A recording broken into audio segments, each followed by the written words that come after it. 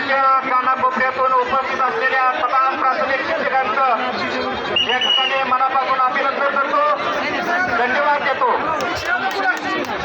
खरं तर आपल्या मोर्चाच्या संबंधाने या ठिकाणी उपस्थित असलेले महाराष्ट्र राज्य प्राथमिक शिक्षक संघाचे अध्यक्ष आमचे मित्र बाळासाहेब मार्गे, त्याचबरोबर मुख्याध्यापक महामंडळाचे सचिव सन्माननीय सागर सर, शिक्षकेतर कर्मचाऱ्याचे राज्य संघटनेचे सचिव, अंतिम मार्गदर्शक आदरणीय शिवाजीराव खंडेकर, त्याचबरोबर या ठिकाणी उपस्थित असलेले महानगरपालिकेचे शिक्षकांचे नेते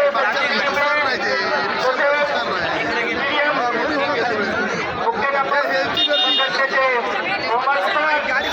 आणि आता सर्वांची नावं घेणं शक्य नाही, पण या ठिकाणी समन्वय समितीच्या यामध्ये असणारे सर्व प्रमुख पदाधिकारी उपस्थित, समोर बसलेले सर्व शिक्षक बंधू आणि भगिनींनो,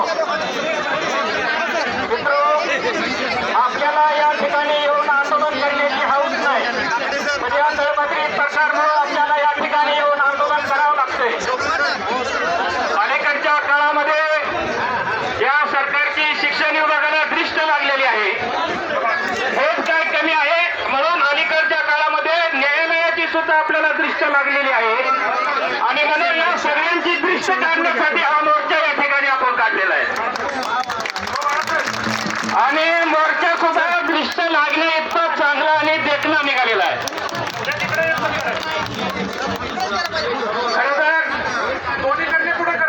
या ठिकाणी आपल्याला मोर्चा काढण्यासाठी जे तत्कालीन कारण घडलं, 3 महिन्यापूर्वी सुप्रीम कोर्टाने एक निर्णय दिला की या देशामध्ये जे शिक्षक सेवेमध्ये आहेत, कार्यरत आहेत, त्यांना सुद्धा टीएटी द्यावी लागेल. आणि मला वाटतंय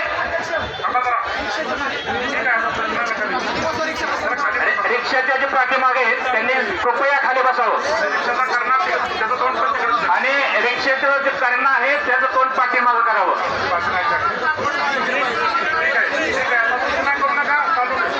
तर सुप्रीम कोर्टाने 3 महिन्यापूर्वी एक निर्णय दिला की या देशातील जे शिक्षक कार्यरत आहेत त्यांना सुद्धा टीएटी द्यावी लागेल.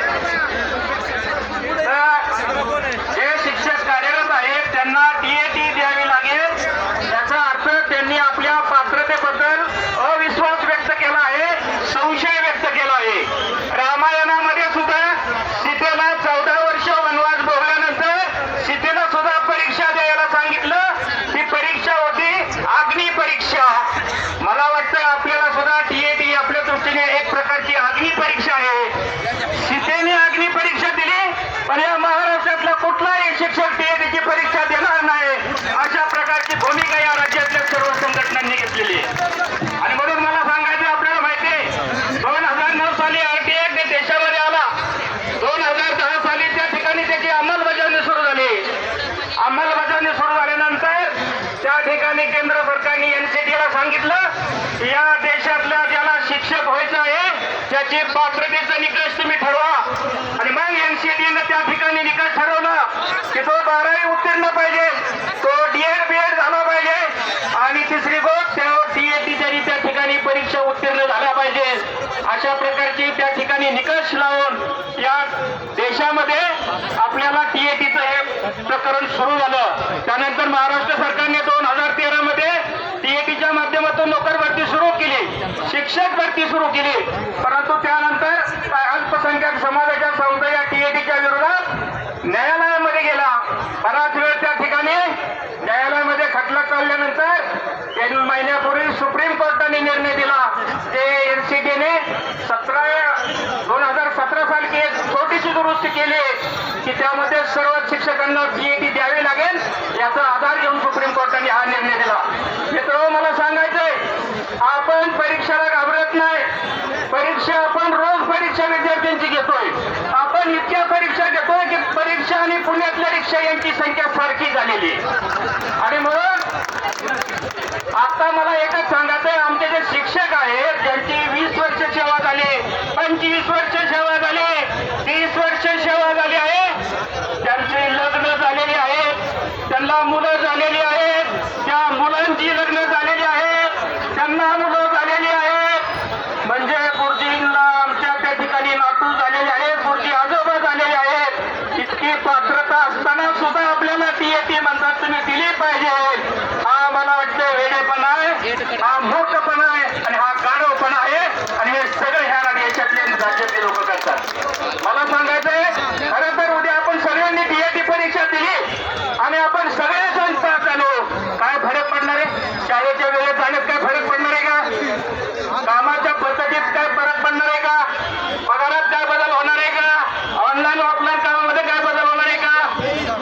सुद्धा होणार नाही तरी हा 8 तास कशासाठी हा प्रश्न तुम्हा आम्हाला सगळ्यांना पडतोय.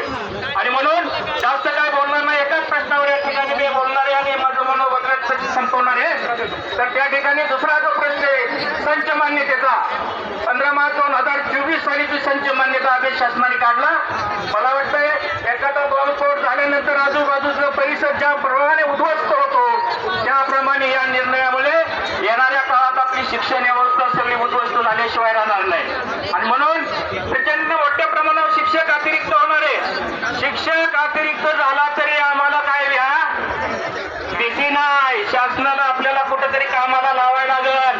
ते उद्या आपल्याला तलाठी करतील, ग्रामसेवक करतील, पाटकरी करतील, आरोग्य खात्यात कामाला लावतील, शिपाई करतील. आपल्याला भ्यान आहे, भीती आहे. जे दर्या खोऱ्या डोंगराळ दुर्गम आदिवासी भागामध्ये जे विद्यार्थी शिक्षण घेत आहेत त्यांना शिक्षण मिळणार नाही, त्यांना शिक्षण मिळणार नाही. शिक्षणाच्या प्रवाहाच्या बाहेर ही सगळी मुलं त्या ठिकाणी फेकली जाणार आहेत. म्हणून बहुजन समाजाचे शिक्षण बंद करण्याचा या ठिकाणी डाव आहे. उद्यापासून महाराष्ट्रातल्या सगळ्या जिल्हा परिषदेच्या शाळा बंद करण्यात येत आहे. असा ठराव फक्त करता येत नाही, म्हणून वेगवेगळ्या पद्धतीने शाळात आपलं दुकान बंद करायचं शासनाचं षडयंत्र आहे. आणि म्हणून कसल्याही परिस्थितीमध्ये हे आपल्याला हरवून पाडायचं आहे. आणि जाता जाता एकच सांगेन की ऑनलाईन आणि ऑफलाईन कामामध्ये जो प्रचंड आपला शिक्षक हँग झाला आहे. आतापर्यंत आपल्याला मोबाईल हँग होतो एवढंच माहित होतं, पण आता शिक्षक सुद्धा मोबाईल पेक्षा जास्त हँग व्हायला लागलेला आहे. आणि म्हणून येणाऱ्या काळामध्ये माननीय सरांनी आमची चर्चा झालेली आहे की येणाऱ्या काळामध्ये हे आपला मोर्चा झाल्यानंतर फक्त ऑनलाईन आणि ऑफलाईन कामासाठी आपल्या त्याच्यातून बाहेर पडण्यासाठी पुन्हा एकदा एका प्रकारचं आंदोलन आपण त्या ठिकाणी घेणार आहे आणि त्याही त्याच्यापासून आपला मार्ग काढणार आहे. म्हणून एकच सांगतो, आज आपल्याला या ठिकाणी आपण सर्वजण या ठिकाणी शासनाला टीटीचं इंजेक्शन नाही पण टीएटीचं इंजेक्शन देण्यासाठी या ठिकाणी मोर्चा काढलेला आहे. या मोर्चाने जर कोण नाही आला तर येणाऱ्या विधानसभेवर आणि मंत्रालयावर या शासनाचं ऑपरेशन तुम्हाला करावं लागेल. एवढंच आव्हान या निमित्ताने करतो आणि थांबतो. धन्यवाद.